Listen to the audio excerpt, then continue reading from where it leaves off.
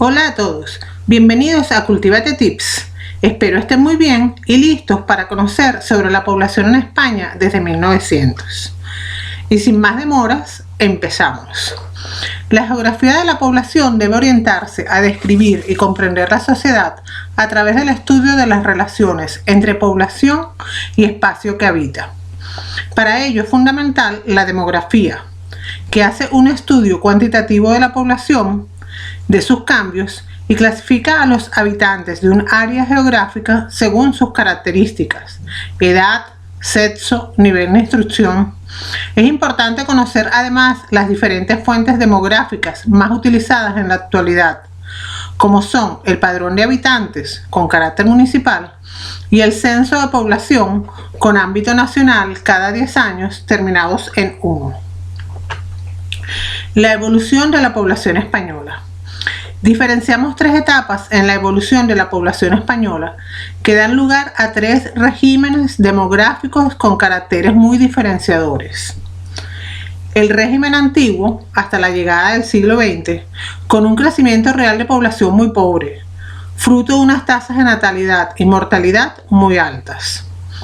El régimen de transición, que va de 1900 a 1975, con el crecimiento real de población más alto de toda la historia española, que en cierta manera fue frenado por el amplio flujo emigratorio hacia América y Europa, y el régimen actual, que parte de 1975, con el crecimiento más bajo, fruto de una ralentización en la tasa de mortalidad y una bajada brusca de la natalidad. Los niveles no son tan bajos por el efecto de la inmigración actual. Los rasgos básicos de la distribución espacial de la población. La distribución espacial de la población analiza la forma en que ésta se localiza sobre el espacio. Para ello, el indicador más usado es la densidad de población. La población española presenta estas características: aumento generalizado de la densidad de población, contraste entre un litoral fuertemente poblado y un interior semivacío, y concentración en áreas urbanas frente al despoblamiento de las zonas rurales. Sin embargo, no siempre ha sido así. En etapas preindustriales, la población española se concentraba básicamente en el interior peninsular, acogiendo la Corona de Castilla las 3/4 partes de la población. Es a partir de la Revolución Industrial en el siglo XIX cuando la periferia va ganando habitantes frente a un despoblamiento del interior. Así, las comunidades que actualmente presentan una mayor densidad de población son Andalucía, País Vasco, Canarias, Cataluña, Madrid, Valencia, frente a comunidades como Castilla-La Mancha, Castilla-León o Extremadura, que presentan niveles inferiores a la media nacional.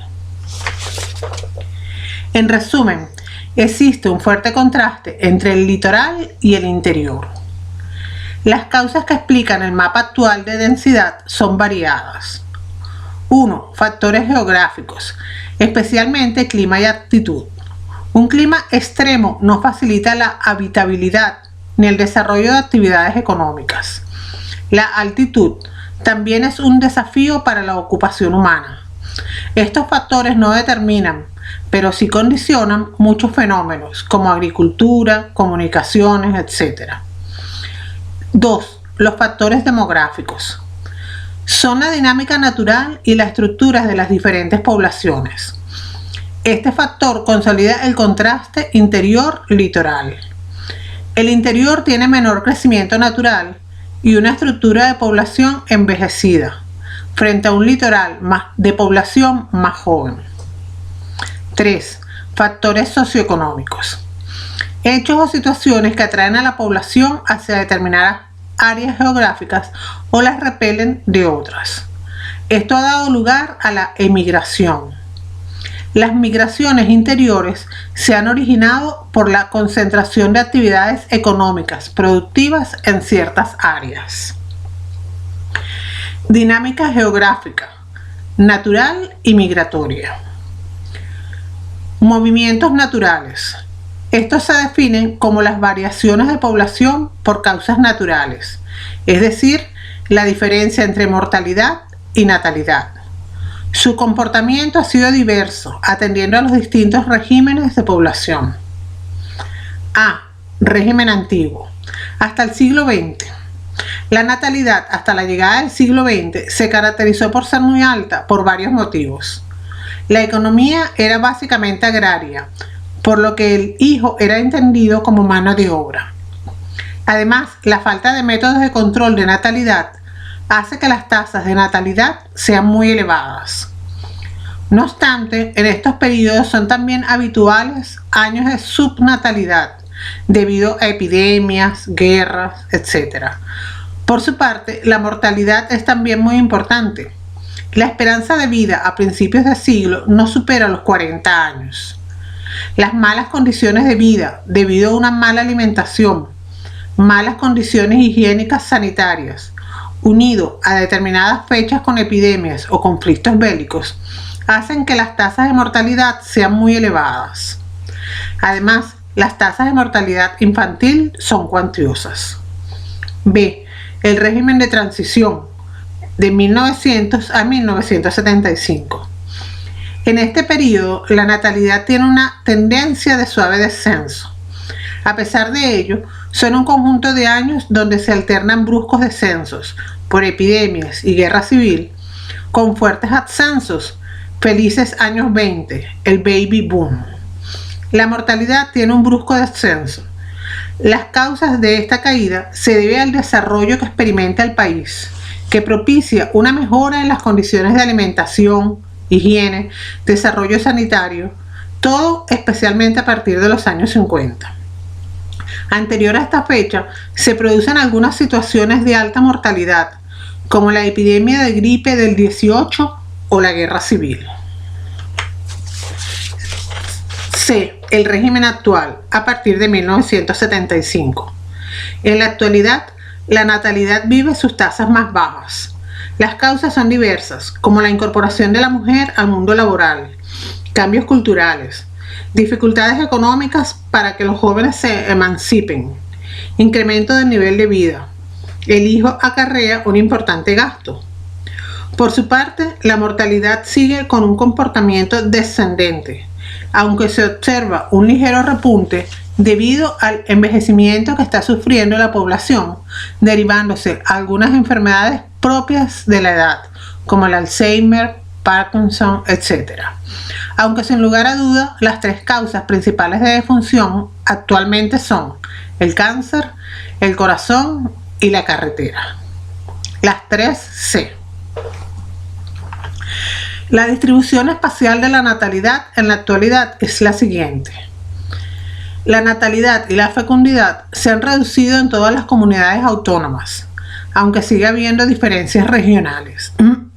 Tanto si usamos la tasa de natalidad como el índice sistémico de fecundidad, las regiones meridionales e insulares son las que poseen las mayores tasas e índices, seguidas por las regiones económicamente más desarrolladas.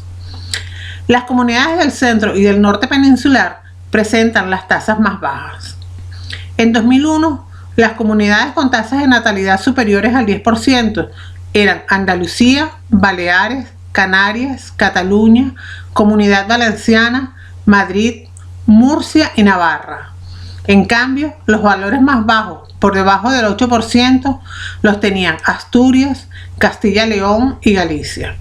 En cuanto al índice sintético de fecundidad, solo la región de Murcia rebasaba ligeramente la cifra de 1,5 hijos por mujer en 2001. La distribución espacial de la mortalidad actual en España.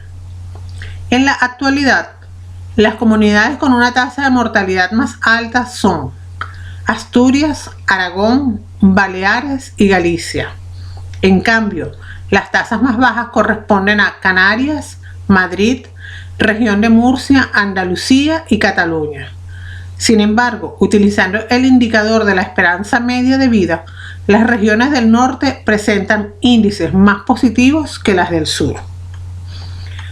Movimientos migratorios. Los movimientos de población en el espacio se denominan migraciones y son decisivas para conocer el crecimiento real. La salida de efectivos o emigración de su lugar de origen repercute negativamente en el crecimiento natural porque hace descender la fecundidad y aumenta la mortalidad por envejecimiento de la población que queda. La inmigración o llegada de población a un lugar de destino favorece el crecimiento natural, ya que aumenta la natalidad y desciende la mortalidad. El balance de emigración e inmigración se denomina saldo migratorio. Un aspecto destacado de la población española es su movilidad hacia otros países de África, América o Europa. En épocas más recientes, con el trasvase de población de unas regiones a otras o de áreas rurales a urbanas. Las razones que mueven a las personas a desplazarse pueden ser muy diversas. Por ello, se alude a un contexto económico-social. En general, se está de acuerdo en que existe una motivación económica, la búsqueda de un empleo en otro lugar, que permite mejorar la situación económica y, en consecuencia, las condiciones de calidad de vida y bienestar social. Además, cada etapa presenta sus propias características en cuanto a condiciones sociales, económicas o políticas que influyen en el proceso. En la historia de España, los movimientos migratorios se pueden analizar en dos grandes apartados: movimientos interiores y movimientos exteriores. Las migraciones interiores. El desplazamiento de personas entre las distintas provincias y regiones de España, desde las áreas rurales a las urbanas, es uno de los fenómenos geodemográficos de mayor importancia de los últimos tiempos. El proceso de industrialización y urbanización será el causante de las migraciones interiores, que se desarrolla en España con toda su intensidad entre los años 1950 y 1970. Existen varios tipos de migraciones interiores: estacionales o temporales, que son de duración limitada y carácter cíclico, entre ellas las transhumancias, las realizadas por agricultores para la vendimia, tareas de construcción, por lo que su destino son tanto áreas rurales como áreas urbanas. Y las definitivas o de larga duración, entre las que encontramos el éxodo rural. Este comienza en España a principios del siglo XX. Las causas son un exceso de población en el campo que pierde sus empleos debido al inicio de la mecanización en las tareas agrarias, acrecentadas por la epidemia de la filoxera que destruye buena parte de las cosechas, especialmente de la vid. El destino en esta primera etapa son las regiones que están comenzando a industrializarse, como son País Vasco y Cataluña. El origen de estos campesinos se encuentra en ambas Castillas, Galicia y Andalucía Oriental. Durante la guerra y posguerra se inicia un periodo de estancamiento en este flujo debido a la paralización industrial y a la política colonizadora franquista. Sin embargo, es a partir de los años 50 cuando este flujo comienza a tener su esplendor. Al desarrollo industrial que vive el país se le une el turístico, por lo que los destinos, además de los anteriores, son ahora también Madrid, Andalucía, Valencia y archipiélagos. Movimientos habituales actuales, periódicos y habituales, motivados por trabajo, ocio de uno o varios días de duración, con un perfil muy diverso: jóvenes, mayores no cualificados o cualificados. Las ligadas al trabajo se suelen llamar movimientos pendulares, muy propios de los tiempos que corren. Consecuencias de las migraciones interiores. Las repercusiones de las migraciones interiores se dejan sentir especialmente en los planos demográfico, social, económico y medioambiental. En el terreno demográfico destacan los desequilibrios territoriales que provoca, además de provocar un rejuvenecimiento de población en los lugares de destino y un envejecimiento de población en los lugares de origen. En lo económico, en las zonas de origen se produce un descenso en la productividad y en los rendimientos, provocando lo contrario en las zonas de destino. Además, en estas zonas se producen problemas de acceso a la vivienda, servicios educativos, etc. En el terreno social existen problemas de integración. Por último, en lo medioambiental se produce una pérdida del entorno rural en los lugares de origen, frente a problemas de masificación, contaminación, etc. en los lugares de destino. Las migraciones exteriores. La emigración a ultramar se inicia a mediados del siglo XIX. Podemos diferenciar varias etapas. Una primera que finaliza con el estallido de la Primera Guerra Mundial de auge.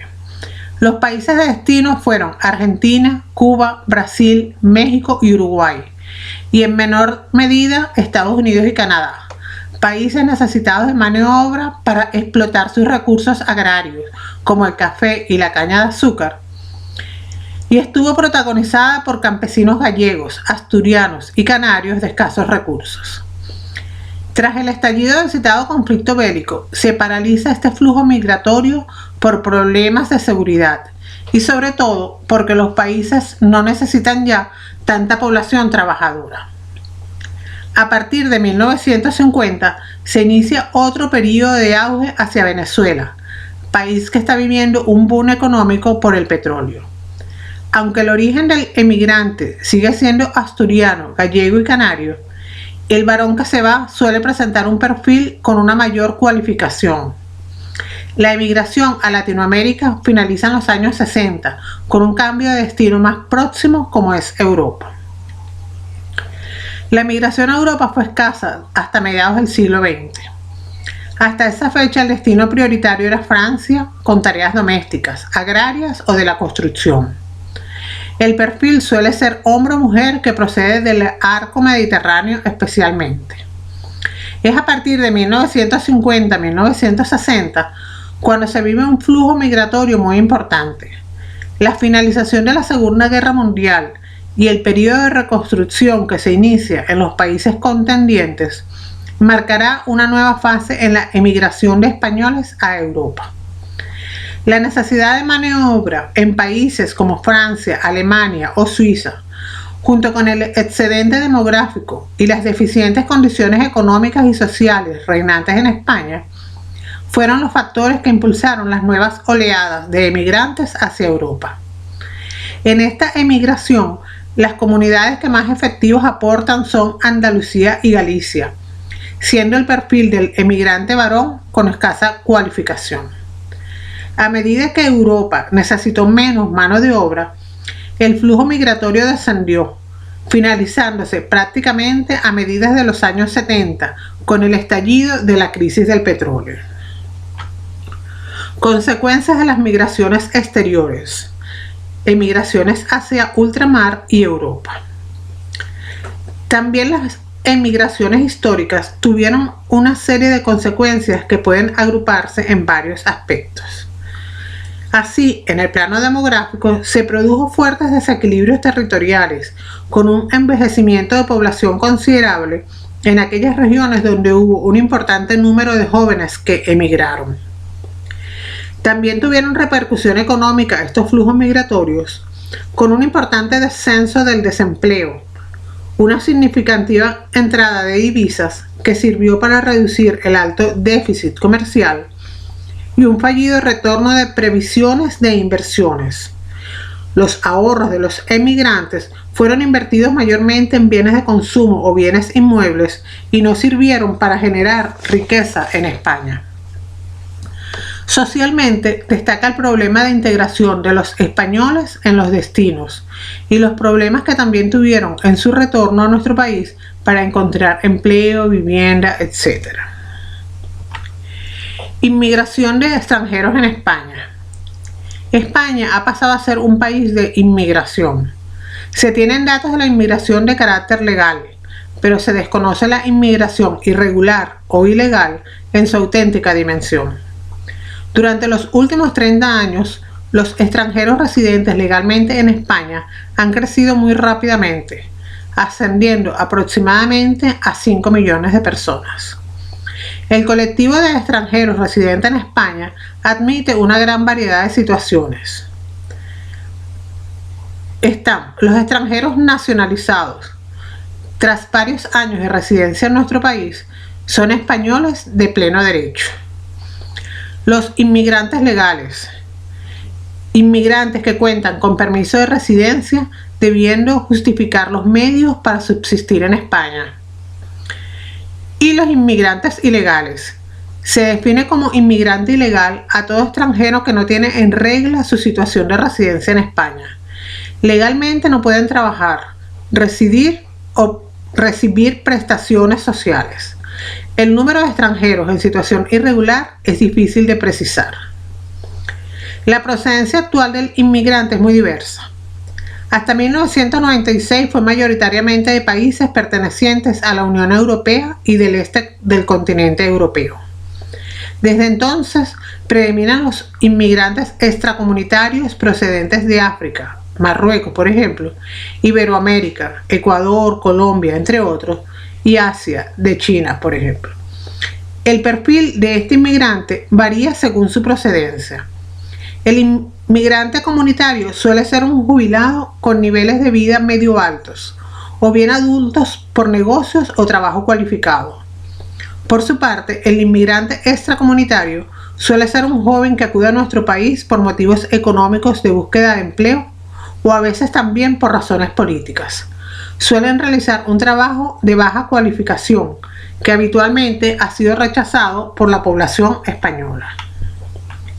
Los destinos principales de esta nueva inmigración suelen ser las comunidades más dinámicas en el sector agrario y de servicios, como Cataluña, Andalucía, Valencia, Madrid, Baleares y Canarias. Todo lo concerniente a este flujo migratorio se encuentra regulado a través de la cambiante Ley de Extranjería. Entre las consecuencias que está generando la inmigración actual, hay que destacar el repunte de las tasas de natalidad en los últimos años, las contribuciones de estos nuevos trabajadores necesarias para el estado del bienestar, su aportación a trabajos que por la población autóctona serían difíciles de cubrir. Desde el punto de vista negativo, hay que destacar los problemas de integración y la marginalidad que genera la inmigración ilegal. Estructura o composición de la población. El análisis de la estructura de la población se fundamenta en el estudio del sexo, edad y actividad económica y se caracteriza por las siguientes peculiaridades. Demográficas, composición por sexo y edad. La diferencia entre sexos, la sex ratio, mide la relación entre hombres y mujeres. En España nacen más hombres que mujeres. Sin embargo, la esperanza de vida de la mujer es mayor que la del hombre.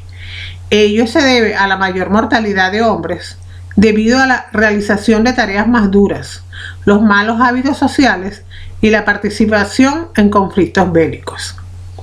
La composición por edad es de gran interés por sus repercusiones demográficas, sociales, económicas, etc. De la edad de la población depende la fecundidad, equipamientos docentes y asistenciales, previsión de futuro, etc. España presenta tendencia al envejecimiento, más del 17% de mayores, y reducción de la población joven. Este perfil anuncia un riesgo en los niveles de bienestar que cuenta la actual población española. Son necesarias reformas que incrementen la población joven y que aumenten la vida laboral. Las regiones con población más joven son Andalucía, Murcia y Canarias. Las más envejecidas Aragón, Castilla-León y La Rioja. La composición de la estructura por sexo y edad se observa en las pirámides de población. Económicas, profesión, actividad, paro. Por sectores económicos, el país ha sufrido un profundo cambio en el siglo XX. Hay un más alto porcentaje de población dedicada al comercio y los servicios, menos a la industria y poco a la agricultura. La característica más sobresaliente ha sido la progresiva terciarización de la población activa, además de la mayor diversificación de la actividad productiva, importancia de nuevas actividades como informática, telecomunicaciones, entre otras, y un aumento de actividades relacionadas con servicios personales y con empresas, por ejemplo. La economía de un país depende en gran medida de los porcentajes de ocupación laboral y desempleo de su población. Esta información se recoge hoy en la encuesta de población activa, EPA.